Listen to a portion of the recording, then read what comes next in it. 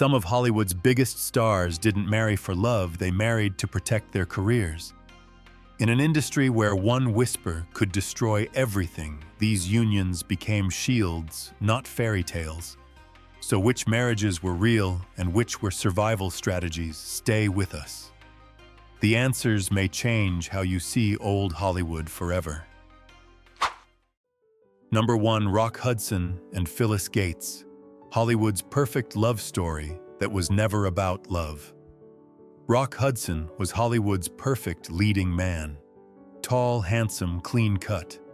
In the 1950s, studios sold him as the definition of American romance.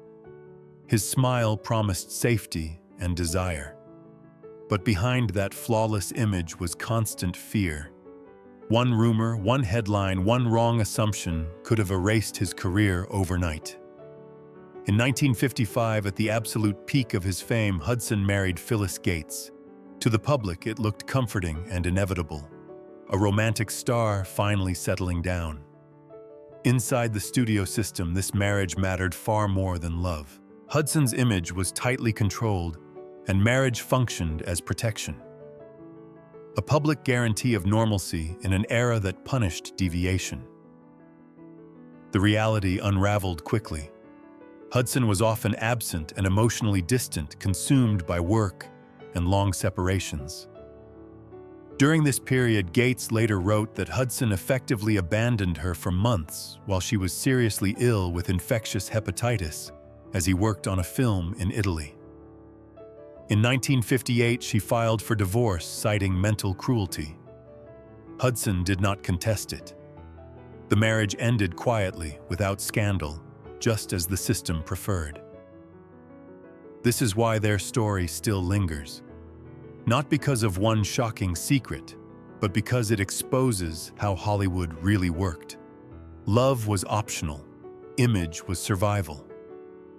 So ask yourself this: if your entire future depended on playing a role, how far would you go to protect it? Number 2. Marlene Dietrich and Rudolf Sieber. The marriage that refused Hollywood's rules. Marlene Dietrich never fit the mold Hollywood tried to force on its stars. From the beginning, she projected confidence, danger, and independence. Audiences adored her precisely because she felt untamed. But even someone as fearless as Dietrich still had to exist inside a system that demanded respectability, especially for women whose fame crossed borders and expectations. In 1923, Dietrich married Rudolf Sieber. Unlike many studio-era marriages, this one was not built on illusion. Their relationship quickly evolved into something pragmatic and open. They lived largely separate lives in different cities and emotional spaces, while maintaining a legal bond that anchored Dietrich's public identity. Hollywood could accept distance. It could not accept ambiguity. Dietrich's relationships with both men and women are widely documented by biographers, and many accounts emphasize that Sieber was aware of far more than the public ever was. What mattered was stability. The marriage provided legitimacy, continuity, and protection in an era where a woman's independence was often treated as a threat. Together, they created a structure that allowed Dietrich to move freely while remaining officially respectable. Their marriage lasted more than 50 years until Sieber's death in 1976. That longevity is what makes this story impossible to dismiss. It was not a secret scandal or a fragile arrangement. It was a long-term agreement shaped by honesty, distance, and mutual understanding. And it forces a difficult question. If a marriage works for everyone involved, who gets to decide what it should look like? Number 3. Angela Lansbury and Richard Cromwell. A marriage built on youth pressure and regret. Angela Lansbury was only 19 when she married actor Richard Cromwell in 1945. She was young, rising fast, and already under intense studio scrutiny. Hollywood liked its stars respectable, married, and easy to market. For a teenage actress, navigating fame, marriage looked less like a choice and more like the next expected step. From the outside, the union appeared proper and hopeful. Inside, it unraveled almost immediately. The emotional connection never formed, and confusion replaced certainty. Lansbury later explained that neither of them truly understood what they were walking into. The relationship was not shaped by deception, but by inexperience and the powerful social pressure to fit a narrow definition of normal. Within a year, the marriage was over. Lansbury filed for divorce in 1946, and decades later, she spoke openly about what went wrong. She stated clearly that Cromwell was gay, and that she entered the marriage without the maturity or knowledge to recognize the reality of the situation. Her honesty reframed the story, turning it from gossip into reflection. This case stands apart because the truth came from her own voice. There was no grand scheme, no carefully engineered cover story, just two young people pushed into a decision by an industry that valued appearances over understanding. It shows how quickly Hollywood expectations could turn personal lives into mistakes, and how long those lessons could last. Number 4, Cole Porter and Linda Lee Thomas. A marriage chosen with eyes open. Cole Porter was one of the most brilliant minds in American music. Sophisticated, witty, and wildly successful, he moved through elite circles with ease. Fame followed him early, but so did risk. In a world where reputation dictated opportunity, every detail of a public life mattered, especially for a man whose private reality did not fit the era's expectations. In 1919, Porter married Linda Lee Thomas in Paris. This was not a rushed decision or a studio arrangement. Many biographers agree that Linda understood Porter's sexuality before the wedding. What they built together was not denial, but agreement. Their bond was rooted in companionship, loyalty, and shared ambition rather than a conventional romantic script. The depth of that bond became undeniable after 1937, when Porter suffered a devastating riding accident that left him in chronic pain for the rest of his life. Linda became his anchor. She managed his care, protected his work, and reshaped her own life around his survival. This was not performance for the public. It was daily commitment lived far from headlines. Their partnership endured for more than 3 decades, surviving fame scandal and unimaginable physical pain. What held it together was not illusion, but choice. Again and again, both of them chose loyalty, discretion, and mutual respect in a world that offered very little mercy to those who lived outside the rules. Number 5, Raymond Burr and Isabella Ward. The marriage that sold respectability. Raymond Burr was built to represent authority. On screen, he embodied strength, logic, and moral certainty. Audiences trusted him. Studios depended on that trust. But behind the controlled performances was a private life under constant scrutiny in a mid-century industry obsessed with appearances and terrified of scandal. In January 1948, Burr married actress Isabella Ward. The announcement fit perfectly into the narrative Hollywood wanted. A serious man, newly married, grounded, and respectable. Yet the marriage unraveled almost immediately. Accounts describe emotional distance, brief cohabitation, and a separation that came faster than the public ever realized. Ward soon returned to Delaware, far from Hollywood, while Burr resumed his career with little public explanation. The divorce was finalized in 1952, quietly and without spectacle. What followed would only become clear decades later.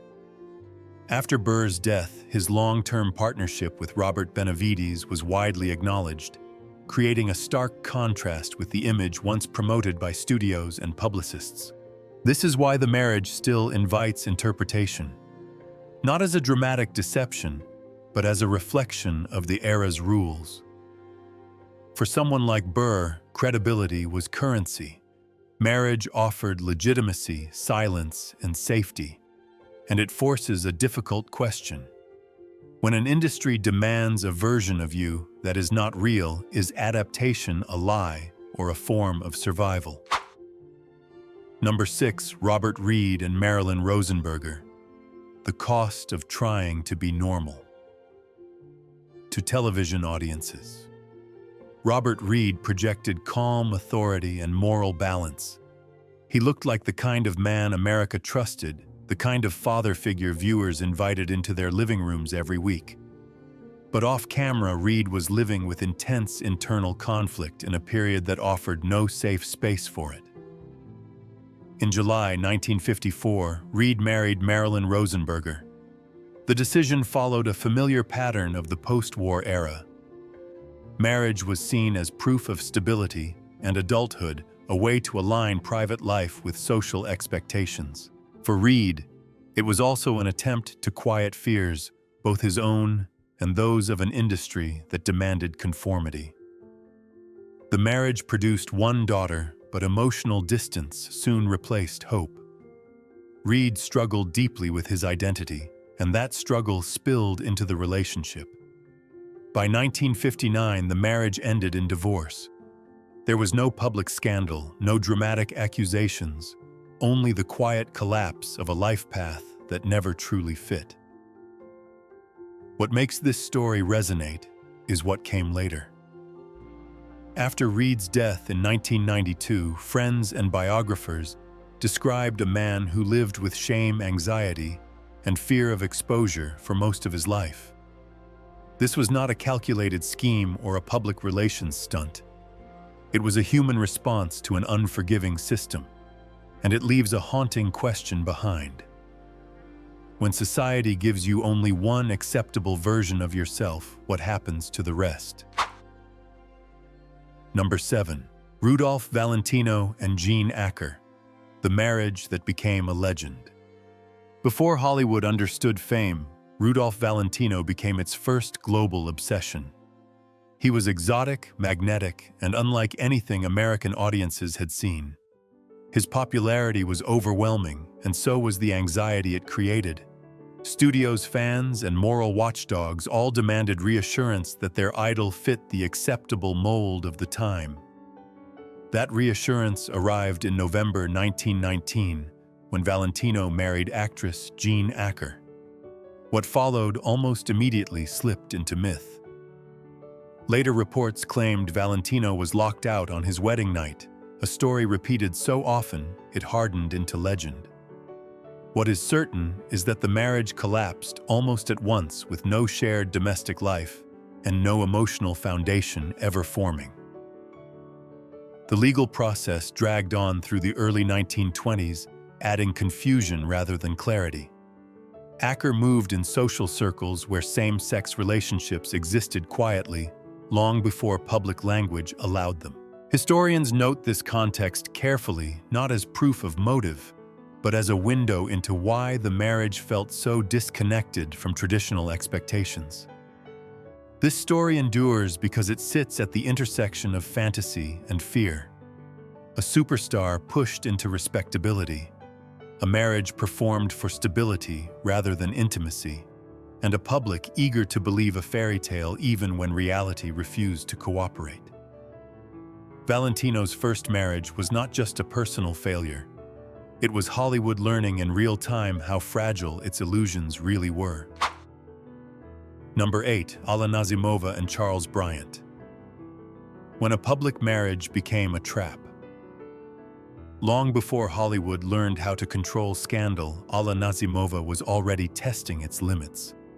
She was powerful, unconventional, and openly defiant in her art. Nazimova did not just act in films. She produced them, shaped them, and challenged the moral boundaries of her time. That independence made her famous, but it also made her dangerous in an industry obsessed with control. Beginning in 1912, Nazimova publicly presented Charles Bryant as her husband. The arrangement stabilized her image in an era hostile to women who lived outside rigid norms. Together, they worked closely on films and moved through society as a respectable married couple. Behind the scenes, Nazimova's private life included relationships with women, something carefully shielded from public view. For years, the arrangement held. Then, in November 1925, everything collapsed. Bryant married another woman in Connecticut and listed himself as single. That single legal detail shattered the illusion.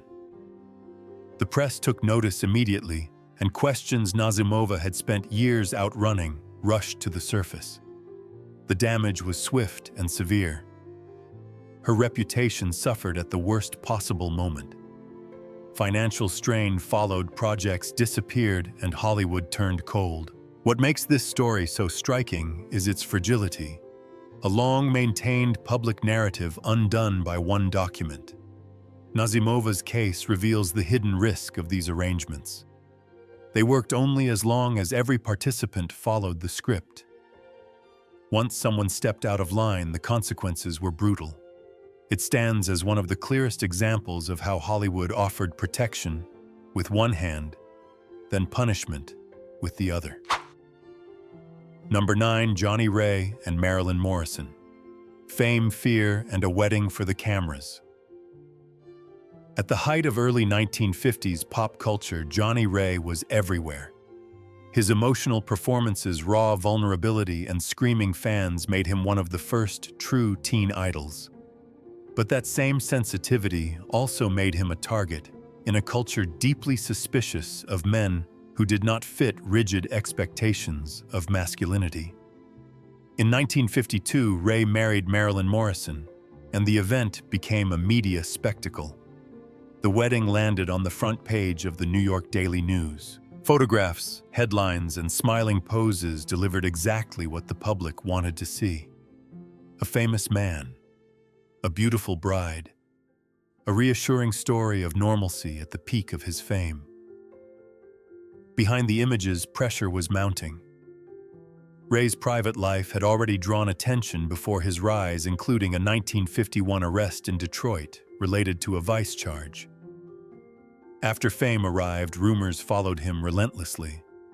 The marriage did little to calm that scrutiny. Within a year, the couple separated. By 1954, the divorce was final. This story is often revisited not because of what can be proven, but because of what it represents. A moment when celebrity culture, moral policing, and mass media collided.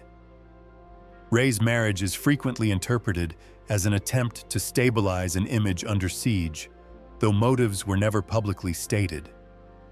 What remains undeniable is the pattern. When fame exploded faster than society could accept complexity, marriage became a tool to manage fear. And for Johnny Ray, it was a tool that failed to provide the safety it promised. Number 10, Janet Gaynor and Adrian. A marriage that quietly worked. By the late 1930s, Janet Gaynor was already a Hollywood institution. She had fame, respect, and an image built on warmth and sincerity. Unlike many stars whose lives unraveled under pressure, Gaynor moved carefully, choosing privacy over spectacle in an industry that rewarded noise. In 1939, she married legendary costume designer Adrian. From the outside, the marriage looked traditional: a successful actress, a celebrated creative force, a home, a child, and a stable public presence. Inside Hollywood, however, many understood that this partnership followed its own rules, shaped by mutual understanding rather than romantic convention. They had a son, maintained a consistent domestic life, and avoided scandal for 2 decades. Biographers often describe Adrian as gay within the film community, while Gaynor's private life is discussed with far more caution and restraint. What stands out is not speculation, but endurance. Their marriage functioned smoothly in public and remained emotionally cooperative behind closed doors.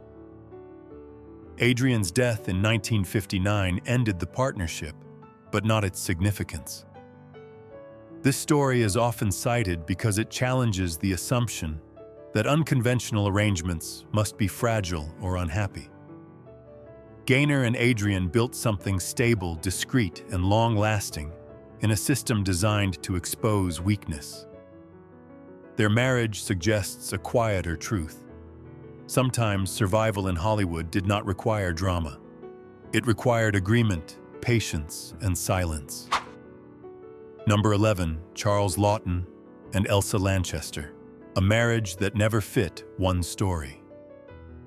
Few actors carried as much weight and intensity as Charles Laughton. On screen, he was commanding, unpredictable, and often intimidating. Off-screen, he was deeply private, emotionally complex, and difficult to categorize. Hollywood admired his talent but never quite knew how to explain him, which made stability in his personal life especially valuable. In 1929, Laughton married Elsa Lanchester, an actress known for her intelligence, wit, and sharp independence. Their relationship immediately defied expectations. They were intellectually matched, professionally supportive, and socially visible as a couple. Yet intimacy, companionship, and loneliness existed side by side in ways that resisted simple explanation. Over the years, biographers and memoirs have offered conflicting interpretations of Laughton's sexuality and what it meant within the marriage. Lanchester herself later wrote candidly about emotional distance and unmet needs without framing the relationship as a fraud. At the same time, the couple remained devoted collaborators and allies, navigating Hollywood together for more than 3 decades. The relationship lasted for decades, carrying both of them through fame, criticism, and the emotional weight of a life lived under constant observation. It offered companionship without illusion, protection without performance, and professional solidarity in a ruthless industry. This is why their story continues to provoke debate. It refuses a single label. It was not simply a cover nor a fairy tale. It was a human arrangement shaped by talent, fear, loyalty, and compromise. And perhaps that ambiguity is what makes it one of the most honest Hollywood marriages of its time. Number 12, Niels Astor and Vivian Duncan. Beauty, publicity, and a marriage under fire. In the early sound era, Niels Astor stood out immediately. Striking, elegant, and often compared to Greta Garbo, he carried an aura that fascinated audiences and unsettled studio executives. His image was exotic and refined, but also fragile in a Hollywood that demanded clear masculine certainty from its male stars. In August 1930, Astor married vaudeville performer Vivian Duncan in Reno, Nevada. The wedding was heavily publicized and quickly pushed into newspapers. It looked spontaneous, glamorous, and reassuring, a foreign star embracing a traditional American storyline. For studios, that narrative mattered almost as much as his box office appeal. The reality behind the headlines was chaotic. The relationship was described as stormy almost from the beginning, with constant press attention amplifying every conflict. In 1931, they had a daughter, Evelyn Rosetta Duncan Astor, adding another layer of expectation to a marriage already under strain. Privacy became impossible, and stability never fully formed. By 1932, the marriage had collapsed into divorce. Later, biographers would revisit the relationship in discussions of image management and rumored sexuality, though motives remain unproven. What is clear is the pattern: a short, intense, highly visible marriage designed to reassure the public, followed by rapid disintegration once the cameras moved on. Astor's story shows how quickly Hollywood could manufacture normalcy and how little protection it actually offered once pressure replaced performance. Number 13, Barbara Stanwyck and Robert Taylor. The marriage Hollywood wanted to believe. At the height of MGM's golden age, Barbara Stanwyck and Robert Taylor looked like a studio dream made real. She was sharp, disciplined, and fiercely professional. He was handsome, controlled, and marketed as the perfect romantic lead. When they married in 1939, the union fit perfectly into Hollywood's carefully designed mythology. The studio promoted the marriage heavily. Photographs, interviews, and public appearances reinforced the image of stability and devotion. For MGM, this pairing solved multiple problems at once. It strengthened Taylor's masculine appeal and aligned Stanwyck with a respectable domestic narrative. To audiences, it felt authentic. Two stars, one glamorous life, no visible cracks. Behind the scenes, the story was less clear. Long separations during World War II, conflicting personalities and private tensions slowly eroded the relationship. Some writers later suggested the marriage served image management purposes, especially within MGM's rigid star system. Others argue there was genuine affection that simply could not survive pressure distance and incompatible expectations. What matters is that the evidence never settles the debate. The marriage ended in divorce in 1951, followed by years of speculation that hardened rumor into assumed truth. This is why their story belongs at the end. It reminds us how easily Hollywood history blurs fact and interpretation. Not every marriage was a cover. Not every breakup hides a secret. Sometimes the most revealing lesson is uncertainty itself. In an industry built on illusion, even sincerity can be misunderstood once the story ends. Number 14, Cary Grant and Betsy Drake, the marriage that tried to fix a myth. For decades, Cary Grant was Hollywood's gold standard of masculine charm. Effortless, confident, desired by everyone. On screen, he looked completely at ease with himself. Off-screen, that certainty was far less stable. Grant spent much of his life searching for balance inside an industry that demanded perfection without allowing vulnerability. In 1949, he married Betsy Drake, a woman very different from his previous partners. Drake was intelligent, introspective, and deeply interested in psychology. Their relationship was built on conversation and self-examination rather than spectacle. Unlike studio-engineered marriages, this one appeared to come from genuine intent rather than public pressure. Together, they pursued therapy, self-improvement, and emotional clarity. Grant openly explored psychological treatment in hopes of resolving lifelong inner conflict. Drake later suggested that their bond was rooted in understanding rather than traditional romance. They lived as partners, collaborators, and companions, but intimacy never aligned with the image audiences expected from Hollywood's ultimate leading man. After 13 years, the marriage ended quietly in 1962. What makes this story compelling is not scandal, but effort. This was not a cover created to hide rumors. It was an attempt to reconcile a public myth with a private reality.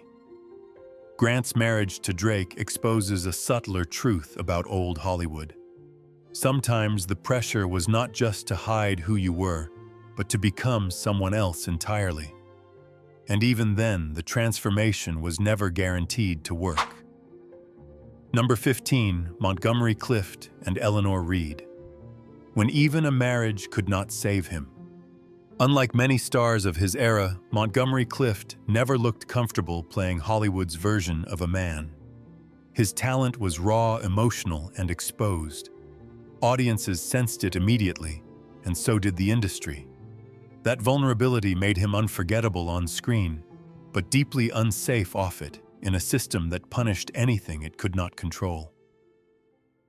In the late 1940s, Clift became engaged to Eleanor Reed. To studios and observers, the engagement looked like a solution. A respected actress, a respectable future, a clear path toward normalcy. But the marriage never happened. The closer it came, the more impossible it became to complete. Those close to Clift later described a man torn between honesty and fear.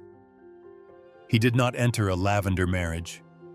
He stalled at the edge of one. The pressure to conform collided with an inability to live a lie, even a socially acceptable one.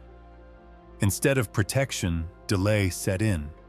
Instead of resolution, isolation grew stronger. What followed was not scandal, but erosion. Clift's life became marked by anxiety addiction, and self-destruction intensified after his devastating car accident in 1956. Without a public structure to shield him, and without the freedom to live openly, he carried the full weight of the system alone. His story marks the limit of lavender marriage itself. For some, it meant survival. For others, a truce. For Montgomery Clift, even that option could not hold, leaving him with no role that could save him at all. Could save him at all. Could save him at all. Could save him at all.